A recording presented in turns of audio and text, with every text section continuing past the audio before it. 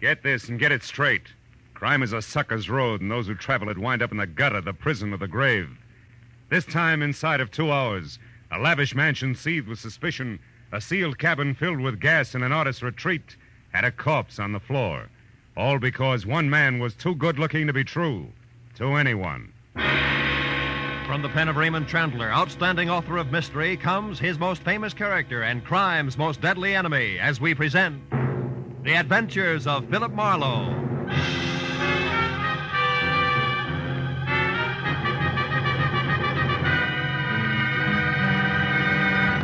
Now, with Gerald Moore, starred as Philip Marlowe, we bring you tonight's exciting story, The Lady Killer.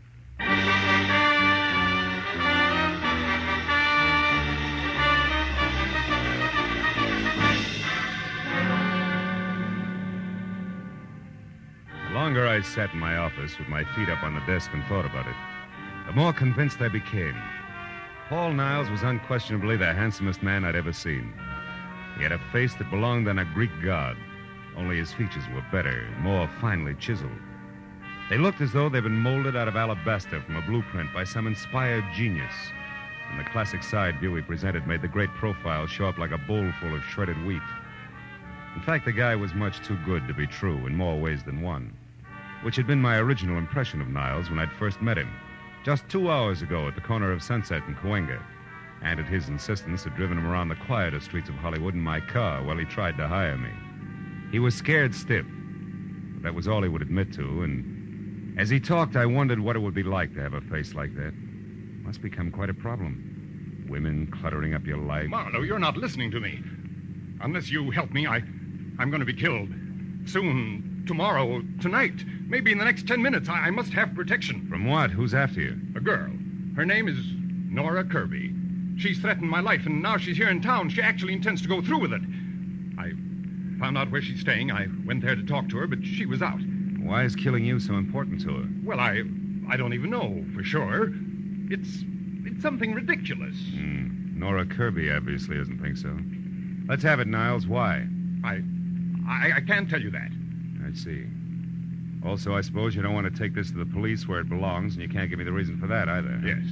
I came to you because I need private help, and I'm willing to pay well for it. Now, you don't have to concern yourself with the reasons. Simply see that Nora doesn't get to me. Now, here, as a starter, here's $200 for just that. Keep it. I only accept money from the people I work for.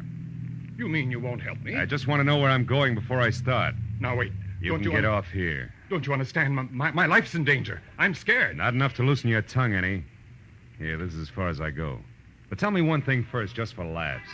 What business are you in? Why, I'm a composer. I write music. Mm-hmm. The way you said it, it's either a front or a hobby. How do you get your dough? I have friends, wealthy ones, who have faith in me. That's more than I can say for Marlowe. So long, Mr. Niles. Go on. Out. All right.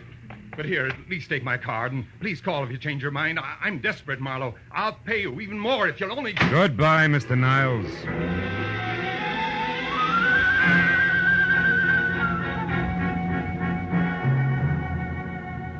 That was the way I'd left it 2 hours ago at 8. And I'd spent the time in between trying to referee a tug-of-war in progress with the feeling I had that I'd been stuffy on one end and my undernourished bank account on the other, and was slowly but surely getting no place. So when the break came, I grabbed at it. Hello, Marlowe speaking. Marlowe, this is Paul Niles again. Oh? I've thought it over. I'll tell you everything if that's the only way, because I've got to have help before it's too late. That's better. Where are you? In my studio, 3893 Avenida del Sol. 3893. That's off Coldwater Canyon, isn't it? Yes. Now get over here right away, will you? Wait a minute, Marlowe. There's someone here. Somebody just came in now. What? Niles? Who's there? Who is it? Nora, is that you? Oh! Niles! Niles!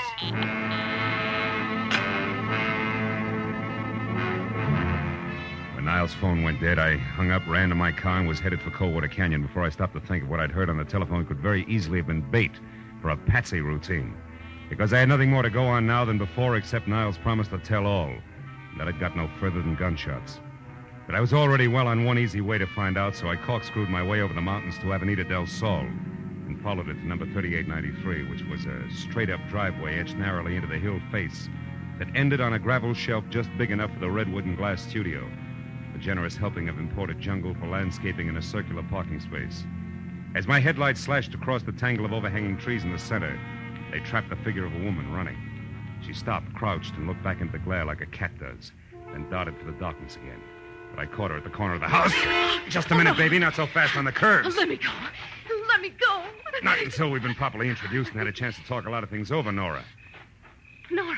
Yeah, Nora Kirby, girl with murder on her mind. Oh, no, you got the wrong person. My name's not Nora. It's Lynn. I don't know anyone like that. Lynn what? Lynn Horton. Lynn Horton. Mm-hmm. Okay, Lynn Horton. What's inside that got you so panicky you can hardly stand up? Is it Paul Niles? Yes. I gotta get away from here. And it actually happened, huh? He was shot. Is he dead? I don't know. I think so. But how did you know about it? Who are you? Name's Marlowe. Come on, Lynn Horton. Let's take another look. No, I couldn't bear it. Can't see him through the window. Means you must have been inside. Inside? No, I wasn't. Now, look, baby, you're too jittery to try to lie. Let's have the key. Come on, give. Oh. It's better. After you. Go on, inside. Now, where is it? Yeah. Paul. Come on, Lynn. Come over here away from him. I can't believe it. I can't. What's your connection with him? I was just a friend. I tried to help him with his music. Mm-hmm. The price on the merchandise you're wearing, you must be one of those mentioned. What do you mean? But you got dough and it shows. Well, we'll skip that. Assuming you didn't kill him, you must have had some reason for showing up here tonight. What was it? Well, I only wanted to... Did you hear that? Someone's outside. Yeah, get the light. There. On the terrace. Something moved down there. I'm going out to see who it is. And listen, there's no such thing as welcome visitor just now, baby. So you stay here, understand? And don't budge. I felt my way out the door, down the stone steps toward where we'd seen the movement, and along the wall to the far end of the terrace. But there was no sound. Nothing moved. Whoever had made the noise had gotten away clean. So I headed back for the house, and that's when I heard it. I started after her, but my shin against the first rock garden stopped me cold. Ooh. Instead, I listened to her drive away. Called myself a few unpleasant names and concluded that Lynn Horton, or whatever her real name was, had been quite as scared as she acted. After I limped inside, turned on the light, and reached for the phone, I stopped at the word Nora above a pretty girl's picture on a newspaper clipping sticking out of Paul Niles' pocket. It carried a New York dateline and said that Nora Kirby, convicted of manslaughter in a traffic accident, had been released after serving 3 years. At the bottom of the story, scrawled in ink, was the message: 3 years for something I didn't do, to get something I couldn't have. It's not fair, Paul. I'll be seeing you. It was signed Nora. I picked up the phone again, and a few minutes later, Detective Lieutenant Matthews at Homicide was up to date. Okay, I'll be right out. Now, you say this girl, Nora Kirby, did it, Marlowe? I said Paul Niles was expecting her to, and it looks like she did. Say, look, there's another angle, though. The woman who just beat it away from here. The one who called herself Lynn Barton? Yeah. That's somebody else who was snooping around outside, too. Who also got away from you. You're doing real well, Marlowe. Oh, now, wait a minute. Wait till you see this joint, you'll understand. Besides, I'm in this for curiosity only now. My paycheck got murdered, remember? And furthermore, I never have matches when I want them. What'd you say? I said I'm looking for some matches. Yeah. No. Here's some. These are the strangest matches I've ever seen. Well, what about them? They got a velvet cover on them. So what? A velvet book of matches? Hey, Matthews, did you ever hear the name Negrotto? Negrotto? Yeah. Sure. Abel Negrotto. Huh? He's a big name in the music publishing business. Made most of his fortune on records. Lives in Beverly Hills. You know, I got a dandy hunch. I'm going to go have a talk with Mr. Negrotto, Lieutenant, okay? On one condition. Be careful what you say, Marlowe. And keep in touch.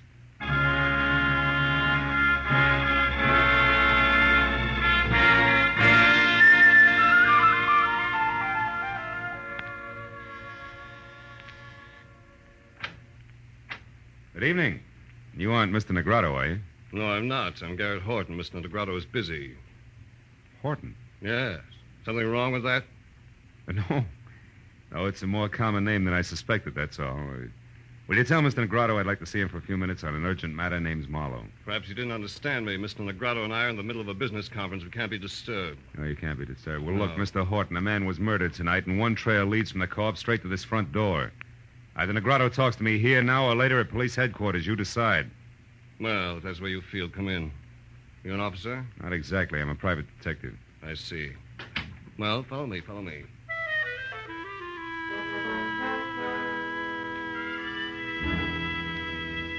He led the way through what looked like the outer lobby of the Taj Mahal, and down a silk-padded corridor to a set of carved doors that would have fit any roundhouse in the country. When we walked in, a man glanced up from a stack of papers and with a pair of eyes that belonged on a shark, did his best to look a hole through me. Horton introduced us. This is Mr. Marlowe, private detective. Mr. Negrado, I'm looking for a girl named Nora Kirby in connection with the murder of one Paul Niles tonight.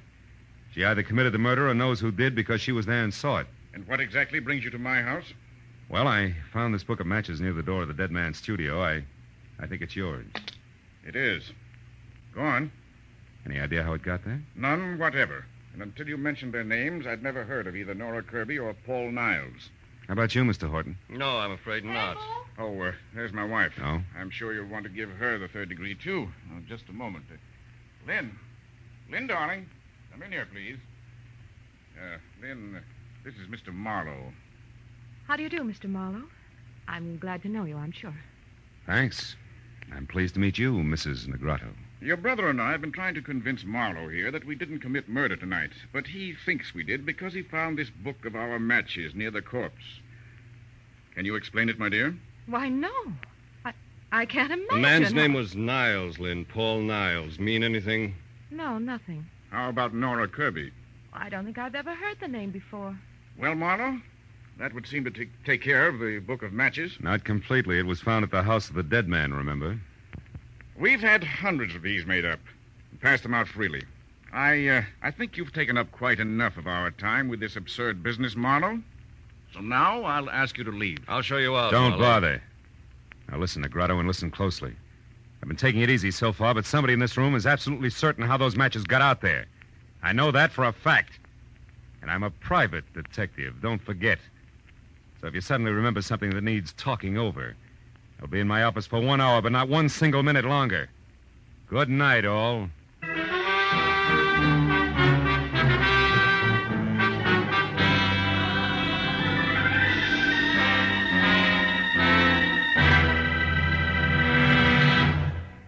In just a moment, the second act of Philip Marlowe. But first, every Sunday afternoon, CBS brings you two outstanding programs of music. Gems from the great composers, played by the Symphonette, and the sweet, memorable songs of the outstanding modern composers and semi-classicists, sung by the Choraleers. Each program is designed especially for fine Sunday afternoon listening. Hear both the Symphonette and Choraleers this Sunday afternoon on most of these same CBS stations. Now, with our star, Gerald Moore, we return to the second act of Philip Marlowe and tonight's story, The Lady Killer.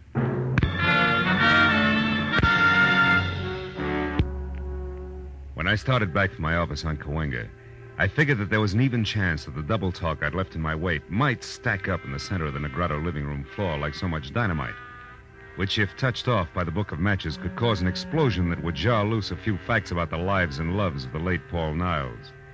Facts that would make finding Nora Kirby and clearly understanding her motives something less than impossible.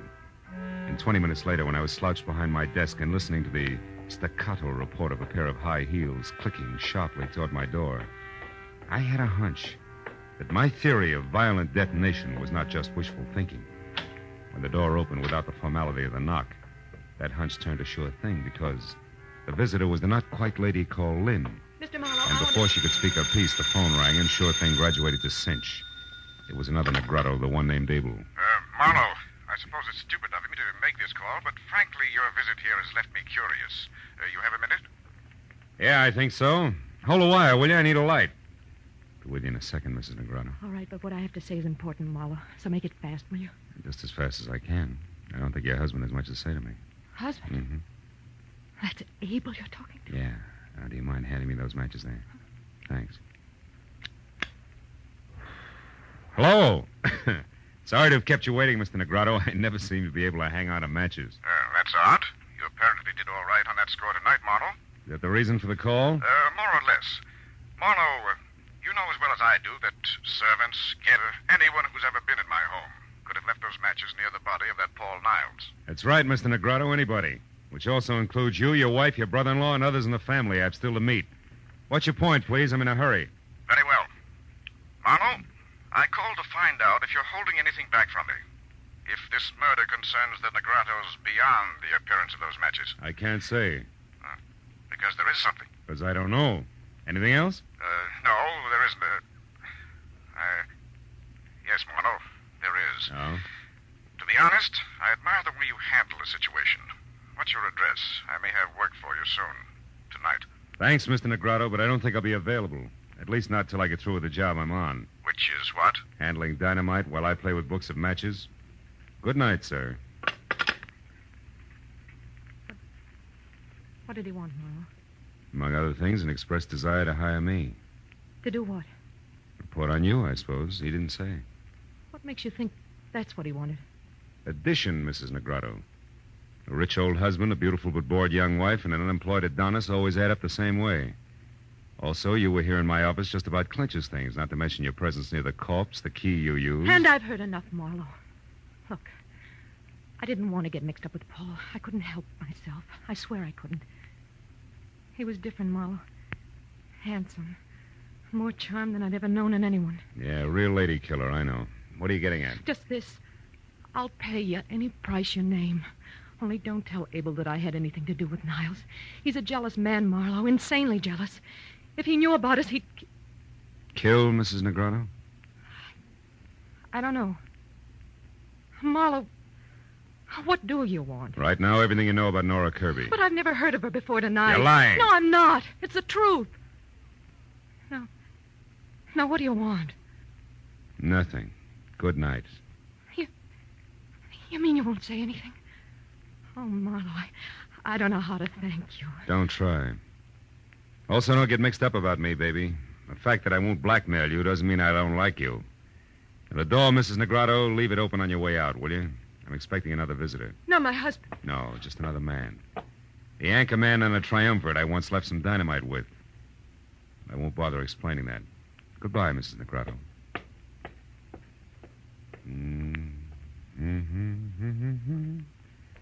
You great, big, beautiful doll. Oh. Come on in, Mr. Horton. I've been waiting for you. Why, Mr. Marlowe? Something I said or didn't say at the house? Not exactly. It's more a matter of intuition, high explosives, and the fact that both your brother-in-law and sister have already paid their respects. Now, what can I do for you? I'm not at all sure. It's the first time. I'm only here because I noticed something very strange about the way my sister looked at you when you spoke of the murder of this Paul Niles. When she left the house shortly after you did, I followed her here. All of which makes the next question, why, Mr. Horton? Because I don't trust her. And more important, every penny I own is tied up in a business venture of mine that her husband is backing. She originally met Abel through me, and if she should in some way be in trouble, the kind of trouble that her husband wouldn't put up with, I might suffer for it in the long run right along with her. Uh-huh. And by the trouble, Mr. Horton, you're referring to something specific, I think. I am. Lynn has had a very mixed-up background, Marlowe, so it's entirely feasible that in some way she's connected with this Nora you spoke of who killed Paul Niles. You mean as an accomplice or even as accessory before or after the fact? Pretty thoughts about your own sister. Which I can't help. I doubt that you have anything to worry about, Mr. Horton. However, I will say this, that if Nora Kirby hadn't gotten to Paul Niles, sooner or later you would have had plenty to worry about. You mean that... I mean that now is a great time for you to go home and sit on your investment. All is well, Mr. Horton, for the time being. A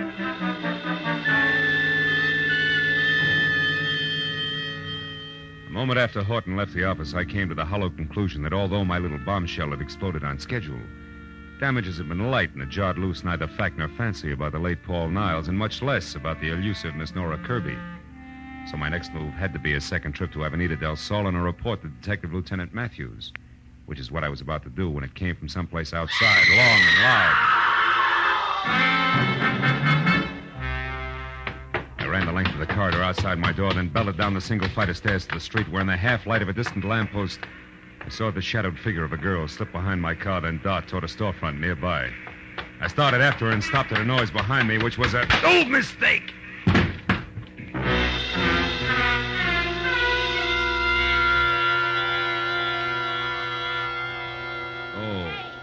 Hey, Junior, hey, come on Oh, it's you. You're the one who screamed? Screamed? Honey, you have got it bad. Listen, Oh. this is just Sally. Hello, Sally. Relax, honey. You're lucky a cop didn't come along first.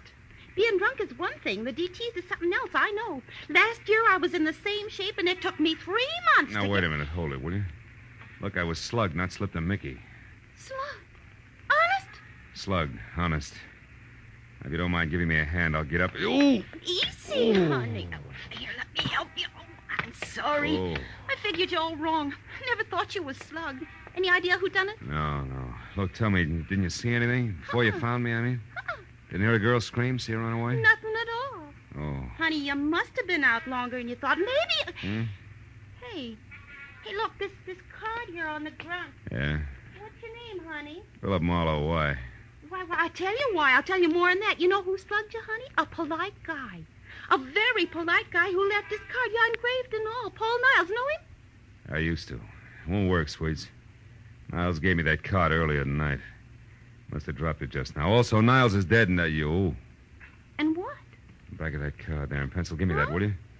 Gray's Motel, 1000 Santa Monica Boulevard, Bungalow 9. Sweetheart, I may have something good here. About who slugged you, you mean? Better than that, about who killed Niles and where she can be found. Goodbye, love. Here's 5 for your trouble, and bless you. As I piled into my car, I knew that putting Niles' conversation piece about having just come from Nora's place when he first met me, together with the address on the back of his card, was taking a lot for granted. But I sold myself that playing a long shot was better than not betting on anything at all, and I kept driving fast. When I came to a stop away from the place, which was run down, spread out, and quiet, I had a feeling that what I had earmarked long shot was quickly moving up to even money. And when I was standing next to the motel bungalow marked 9, that feeling became fact because inside and piled in an awkward heap on the floor was a still form of the girl, the newspaper clipping had labeled Nora Kirby. It was another full second before I realized something even more important. On a hot night in August, there wasn't a single window open. And Nora Kirby was huddled close to a gas heater that was on but showed no flame. I picked up a stone at my feet, took one deep breath, and then crashed the pane of glass, unlocked the window, and got inside and over to the girl, who I figured was taking the hasty way out of a murder that she no doubt had a very personal reason to commit. I stopped figuring when I was nearly next to her. I knew that she was still alive, and that a man gripping a .45 in his hand had just opened the front door. Don't make another move, Marlowe, or I'll kill you. Well, comes the switch. Brother-in-law Garrett Horton. I never would have guessed. You wouldn't have had to try if you'd kept your nose clean. Now, get away from her. Why? So she can die as a suicide, which the police will chalk off as logical, since she's already wanted for murder that you no doubt committed? Exactly. Murder I committed because there isn't anything worse one can do to a blackmailer. So that's it, Niles. The lady killer was blackmailing your sister. You found out and killed him before he could cause too much trouble. Family trouble that would end up hurting the good thing you've got with husband Abel, huh? Yes. Now, shut up and get away from her. We're going outside. You're kidding. Marlowe. Marlowe, I'll shoot you if you don't start walking. You're still kidding. Horton, you can't kill me without killing yourself. This room is jammed tight with the gas you turned on after you brought her in here unconscious. After you sapped her outside of my place because she was on her way to see me and tell me that you had murdered Niles. The flash from that gun in your hand, Horton will blow us all to bits. Face it, brother. For you, it's all or nothing at all. Go on, shoot. Go on, try it. I can't. I can't.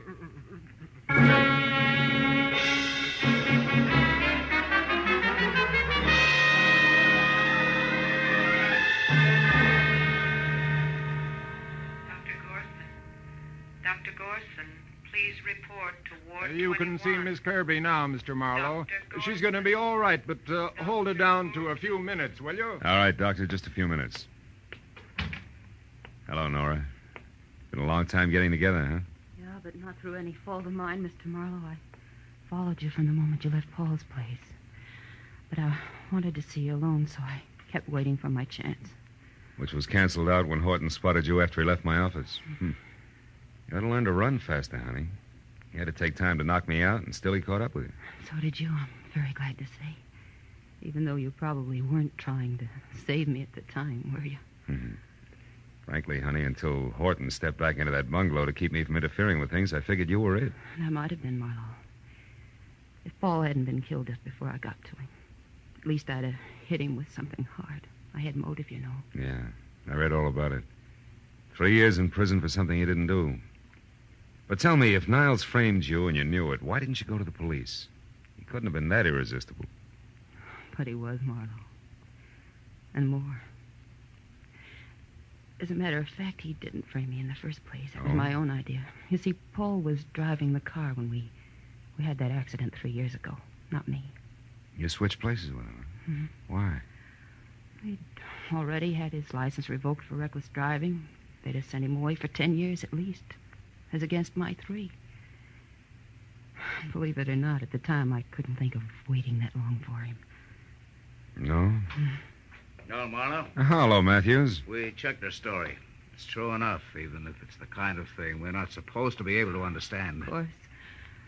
Paul was strictly a lady killer, remember? Yeah, so he was. Well, I guess that ties everything in, huh? Not quite, Phil. I've just finished taking a statement from Horton. There's one more question. Whatever made you so sure that in a room half filled with gas, a gun exploding would blow everything up? Oh, well, that's simple. You what? Well, I figured, you see. I thought that, Yes, well, good night, Miss Kirby. Good night, Mr. Marlowe. So long, Lieutenant. So long. Lucky.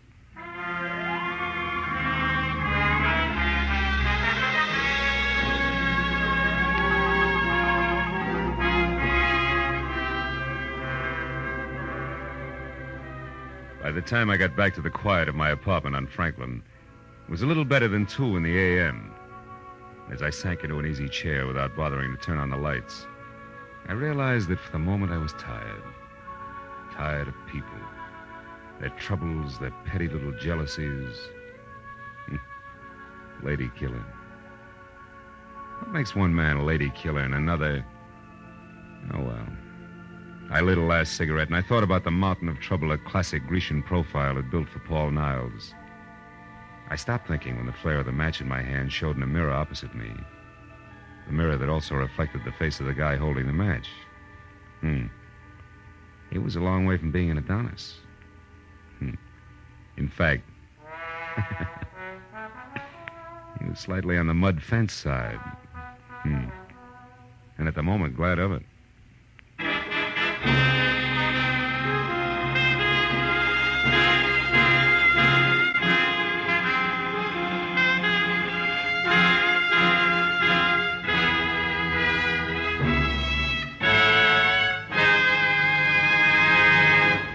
The Adventures of Philip Marlowe, bringing you Raymond Chandler's most famous character and crime's most deadly enemy, star Gerald Moore, and are produced and directed by Norman MacDonald. Script is by Mel Donnelly, Robert Mitchell, and Gene Levitt. Featured in the cast were Gene Bates, Paul Dubov, Ted Von Eltz, Ann Morrison, Don Randolph, and Edmund MacDonald. The special music is by Richard Orant. Be sure and be with us again next week when Philip Marlowe says... It started with a man on trial for his life, and an A1 citizen eager to testify. But there it was interrupted. And it wasn't until I found a corpse in a bubbling bath, gunplay in the woods, and lots of blackmail that the real eager witness had a chance to talk.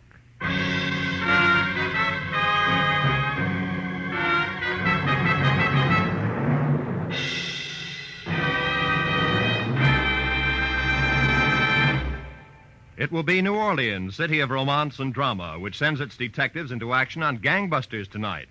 The superintendent of the New Orleans Police Department himself will narrate Gangbusters' amazing story, The Case of the Sledgehammer Sigh.